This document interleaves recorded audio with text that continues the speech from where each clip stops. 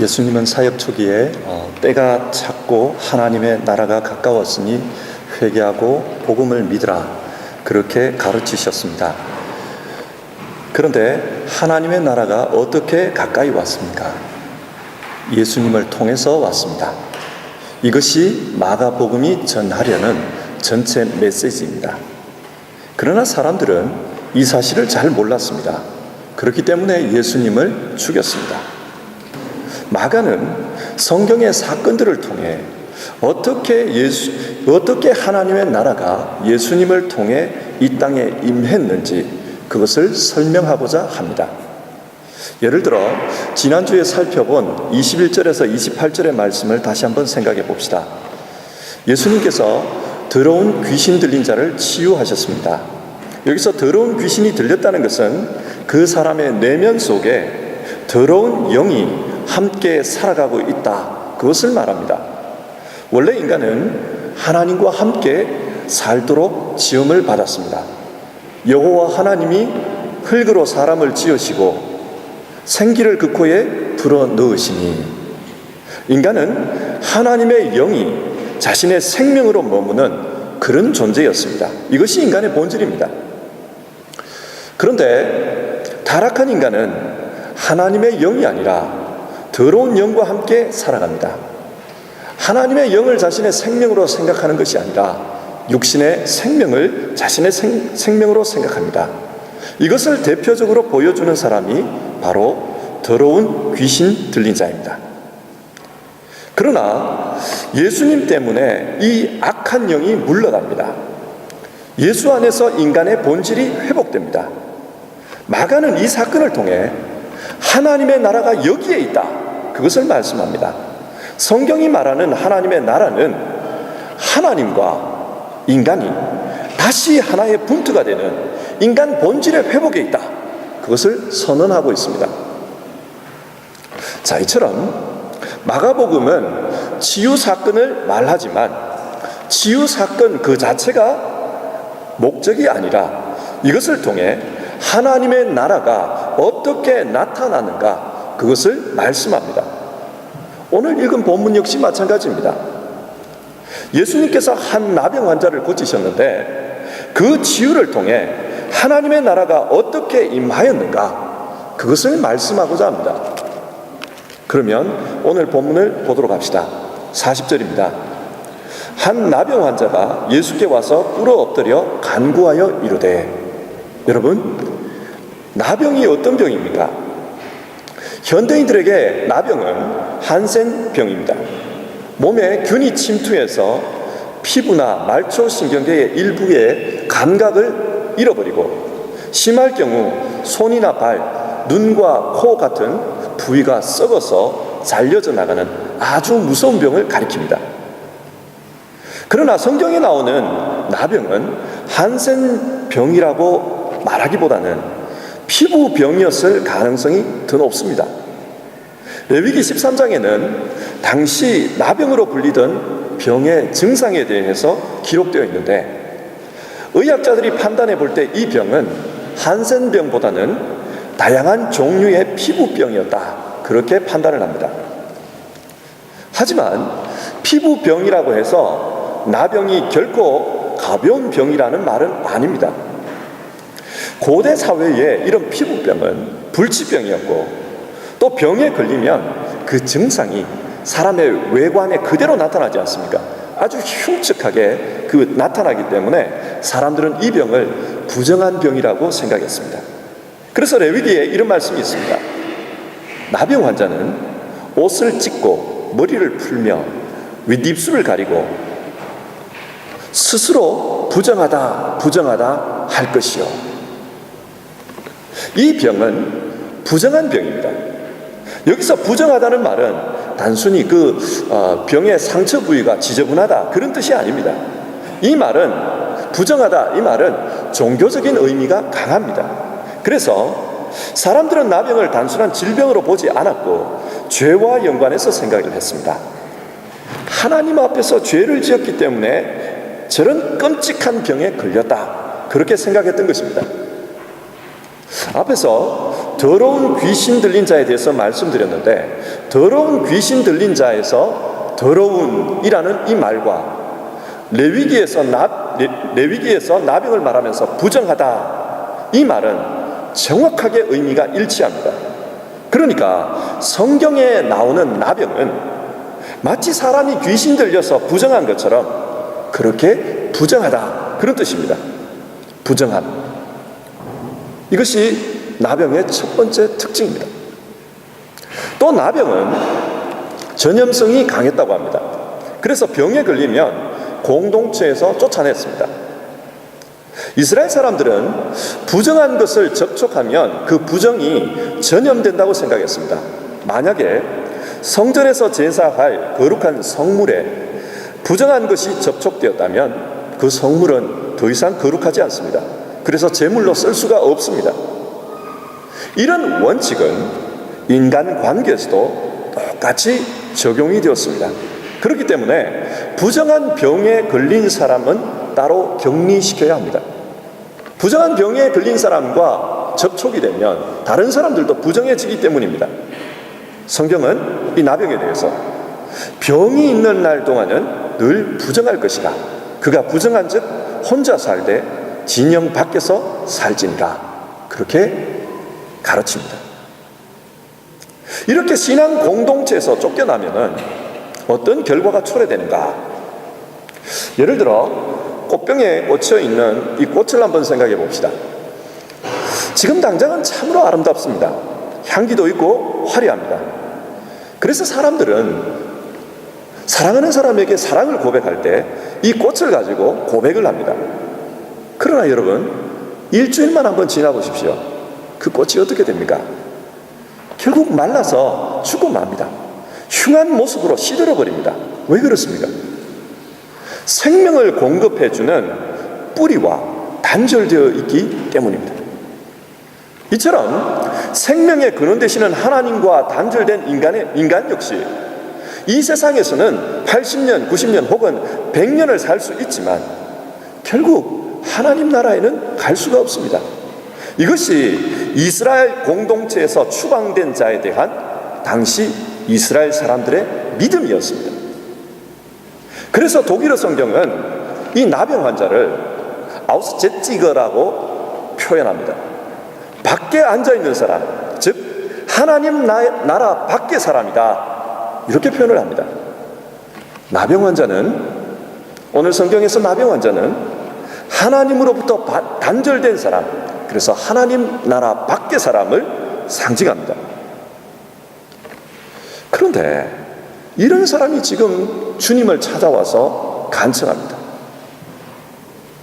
예수님은 이 간청에 대해서 어떻게 반응하고 계십니까? 41절을 보면 불쌍히 여기시고, 여기서 불쌍히 여긴다는 말은 마음이 아프다, 혹은 한국말에 애간장이 끊어진다, 그런 표현을 쓰지 않습니까? 그런 뜻입니다. 왜 주님은 이 사람을 보면서 그렇게 마음이 아프다고 하십니까? 지금 이 사람은 한 사람의 환자로서 주님 앞에 서 있지만 동시에 하나님 나라에서 쫓겨난 인간의 실존을 대변하고 있습니다. 타락후 아담이 에덴 동산에서 쫓겨날 때 하나님은 아담과 하와에게 가죽옷을 만들어 주셨습니다. 앞으로 악이 기승을 부리는 그 에덴 밖의 세상에서 살아갈 때 고생할 것이 풀보듯 뻔하게 보이는 것입니다. 지금 주님은 그때 아담의 모습을 이 사람에게서 보고 계시는 겁니다. 그래서 이 사람을 보며 쫓겨난 자의 고통을 느끼고 있습니다. 그래서 41절을 보면 손을 내밀어 그에게 대시며, 여기서 손을 댄다는 말은 헬라 말로 합토마이라는 단어인데, 이 말은 손을 댄다 이런 뜻도 있지만은 관계되다, 소속이 되다, 그런 뜻도 있습니다. 그러니까 주님이 자신의 손을 내미신 것은 쫓겨난 자를 다시 하나님의 나라로 소속되게 하시는 겁니다. 즉 하나님과의 분투를 회복시켜 주시는 겁니다. 지금 마가는 이런 식으로 복음을 표현하고 있습니다. 앞에서 레위기는 부정한 자를 만질 경우 그 부정이 전염된다고 가르쳤습니다. 그런데 예수님이 나병 환자에게 지금 손을 내밀었습니다. 여러분, 이것이 무엇을 의미합니까? 예수님은 스스로 부정하게 되는 길을 선택하신 겁니다. 이것이 바로 십자가입니다. 주님이 십자가에 달렸었을 때 하신 말씀을 기억해 보십시오. 나의 하나님, 나의 하나님, 어찌하여 나를 버리셨나이까? 죄인과 접촉함으로 주님은 스스로 부정하게 되셨고, 그 결과 하나님으로부터 버림받은 자가 되셨습니다. 이 일로 인해 나병 환자에게는 어떤 결과가 벌어집니까? 42절을 보면 곧 나병이 그 사람에게서 떠나가고 깨끗하여 진지라. 이 사람은 치료를 받았습니다. 예수님이 부정해지니까 오히려 이 사람은 깨끗하게 되었습니다. 이것이 복음입니다. 어떻게 이것이 가능합니까? 바울 사도는 우리의 구원을 하나님의 화복으로 표현합니다. 그리스도로 말미암아 우리를 자기와 화목하게 하시고, 여기서 화목이라는 말이 다르게 번역하면 구원입니다. 여기서 이 화목이라는 말은 헬라어로 아포카프탈 랍시스라는 그 명사를 사용하고 있는데요, 이 말의 원래 뜻은 교환하다, 그런 뜻입니다. 그러니까 우리의 구원은 예수님이 십자가에서 자신의 운명과 우리의 운명을 교환하셨기 때문에 이루어졌다는 겁니다. 마가의 표현으로는 주님이 손을 대셔서 스스로 부정하게 되심으로 말미암아서 우리는 깨끗하게 되었다. 이것이 바로 복음입니다. 그 다음 여러분, 이 나병 환자가 주님과 손이 맞닿음으로써 깨끗하게 된 이 나병 환자가 구체적인 현실에서는 어떤 사람을 가리킵니까? 이스라엘 사회에서 세리는 대표적인 아우스제츠거입니다. 이 사람들은 돈 때문에 로마의 앞잡이가 되어 같은 민족의 피를 빨아먹는 아주 나쁜 사람들이었습니다. 자신들도 자신이 나쁘다는 것을 잘 알았을 것입니다. 그러나 돈 때문에 그렇게 살아갑니다. 돈 때문에 양심을 팔았습니다. 돈 때문에 세속적으로 살아갑니다. 병든 심령의 사람들입니다. 예수님은 지금 이런 세리를 제자로 부르십니다. 세리들과 함께 식사를 하십니다. 주님께서 그들에게 손을 내미신 겁니다. 그러자 다른 사람들이 따집니다. 어떻게 선생이라는 분이 세리와 함께 식사를 하실 수 있습니까? 그때 주님이 이런 말씀을 합니다. 건강한 자에게는 의사가 쓸데없고 병든 자에게라야 쓸데있느니라.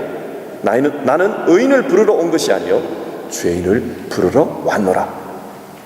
병든 심령으로 공동체에서 쫓겨나 사는 사람, 이 사람들이 주님이 보실 때는 나병 환자였습니다.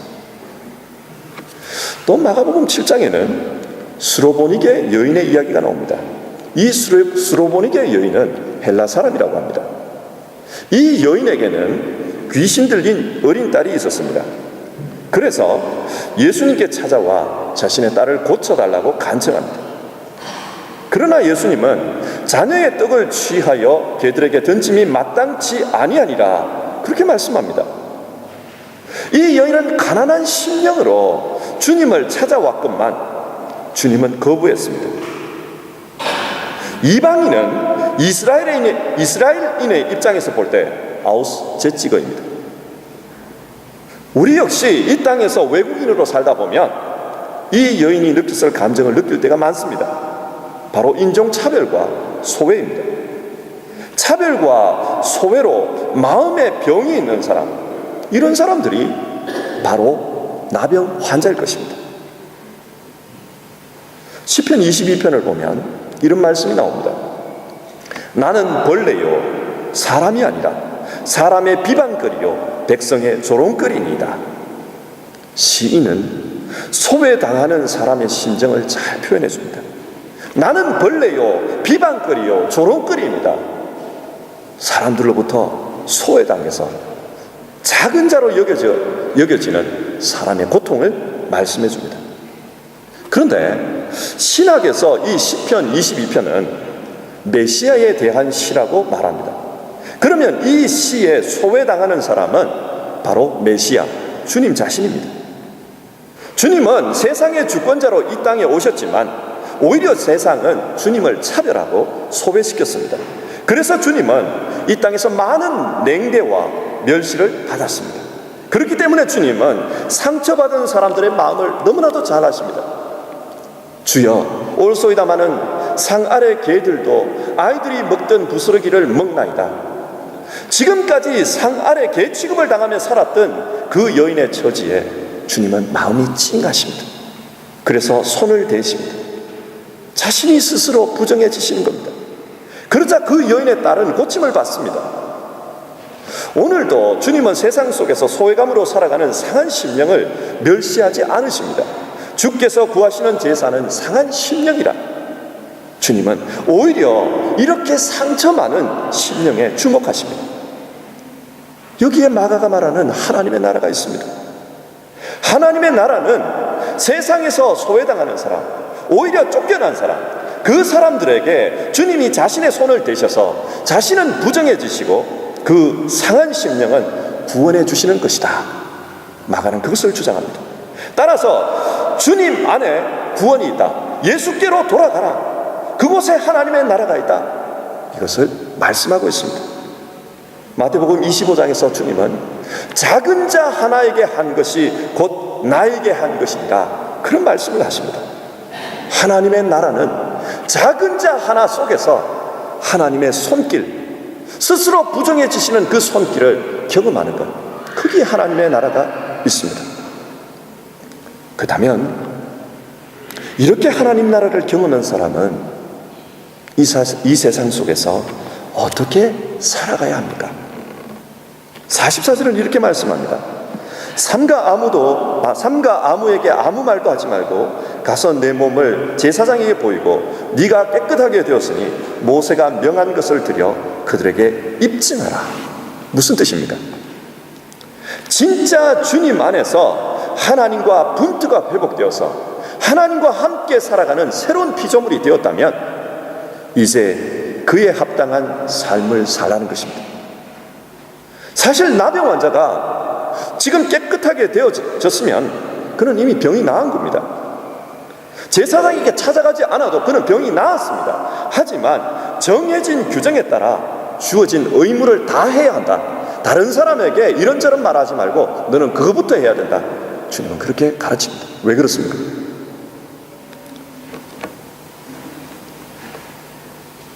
한 사람 아우스제츠가 세리장 삭개오를 한번 생각해 봅시다. 모든 사람들은 삭개오를 아우스제츠가 내놓은 사람이라고 생각했습니다. 그러나 주님이 그에게 손을 대었을 때 그는 구원을 받습니다. 주님이 그의 집에 찾아가십니다. 영적인 의미에서 삭개오는 구원받은 것입니다. 이미. 그러나 성경은 참된 구원을 삭개오의 결단과 관련해서 말하고 있습니다. 주여 보시옵소서, 내 소유의 절반을 가난한 자들에게 주겠사오며 만일 누구의 것을 속여 빼앗은 일이 있으면 내 갑절이나 갚겠나이다. 그때 예수님은 삭개오에게 오늘 구원이 이 집에 이르렀다 말씀하십니다. 무엇을 말합니까? 우리는 일반적으로 자신의 죄를 하나님 앞에 고백하면 모든 것이 끝났다고 생각합니다. 그러나 그 고백을 통해 내 죄는 용서받았겠지만 지금까지 나로 말미암아 상처받은 사람들은 여전히 그 상처 속에서 살아가고 있습니다. 주님은 이래서는 안 된다는 것입니다. 한국 영화 중에 밀양이라는 영화가 있습니다. 남편 없이 아이와 단둘이 살아가던 어떤 여인이 어느 날 아이를 유괴당합니다. 그리고 며칠 후 아들은 싸늘한 시체가 되어서 돌아옵니다. 그 여인에게는 하늘이 무너지는 사건이었습니다. 근데 알고 보니까 그 범인이 평소에 잘 알고 있던 이웃집 사람이었습니다. 이웃집 남자였습니다. 상처가 너무 컸습니다. 그래서 이 여인은 마음의 상처를 잊기 위해서 교회를 다니기로 합니다. 그리고 그 교회에서 신앙생활을 하는 가운데 은혜를 경험했습니다. 그리고 스스로 결단하기를 원수를 사랑해라 했으니 저 사람을 용서하자. 그래서 자기 아들을 죽인 사람이 복역하는 교도소로 찾아갑니다. 당신을 용서합니다. 그 말을 하고 싶었어였습니다. 그런데 아이를 죽인 그 남자가 만나자마자 자신은 이미 하나님을 믿고 이미 용서를 받았다는 겁니다. 그래서 더 이상의 용서가 필요 없다는 겁니다.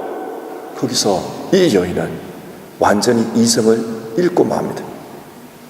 자신은 원수를 용서하기 위해, 할 수 없는 원수를 용서하기 위해 그렇게 몸부림을 치고 눈물을 흘리며 세월을 보냈는데 그 원수는 더 이상의 용서가 필요 없다는 겁니다. 여러분, 이 영화가 말하는 게 뭡니까? 이 영화가 말하는 것은 자신의 죄에 대해 상대방에게 아무런 의무도 행치 않는 것이 과연 진정한 구원일까? 그것을 질문합니다. 삭개오는 지금까지 자신 때문에 고생당한 사람들을 생각합니다. 그래서 그 상처를 싸매어주지 않으면은 나는 평안할지 모르지만 그 사람들은 영원한 고통 속에서 살아간다. 그것을 생각합니다. 그래서 자신의 의무를 다하려고 합니다. 주님이 말씀하신 것도 이것입니다. 사람에게 그것을 보이고 의무를 다하라. 그때 진정한 치유가 이루어집니다.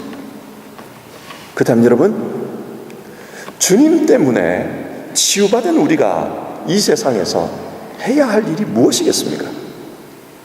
주님은 건강한 자에게는 의사가 쓸데없고 병든 자에게야 쓸데있느니라 말씀하셨습니다. 주님은 아우슈제츠로 살던 세리에게 의사 역할을 하셨습니다. 만약 우리가 이렇게 치유받았다면 우리 또한 해야 할 의무가 바로 이것입니다. 세상에 나 때문에 상처받고 혹은 그 무엇 때문에 상처받은 사람에게 의사 역할을 하는 것입니다. 나 때문에 상처받은 사람들을 싸매어주는 일을 해야 하는 겁니다. 내가 누군가에 의해 아우슈제츠거였다면 나 또한 누군가를 아우슈제츠거로 만든 것이 없는지를 생각해 봐야 합니다.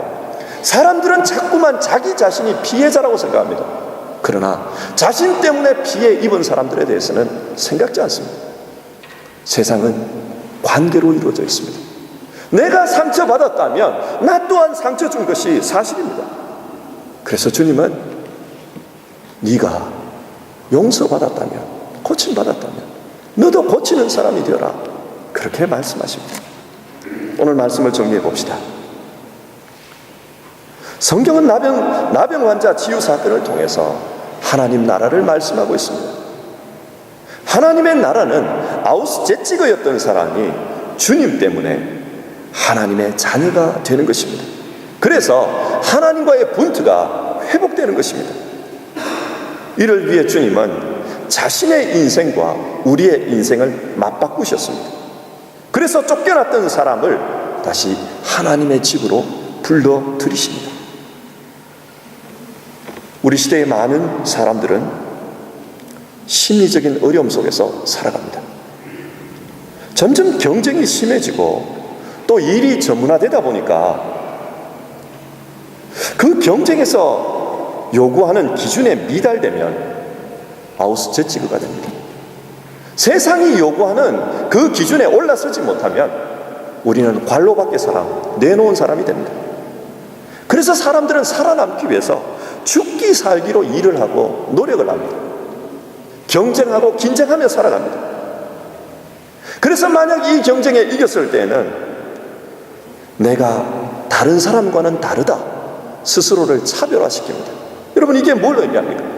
내 스스로를 차별화시킨다는 것은 다른 사람들은 내놓은 사람이라는 겁니다.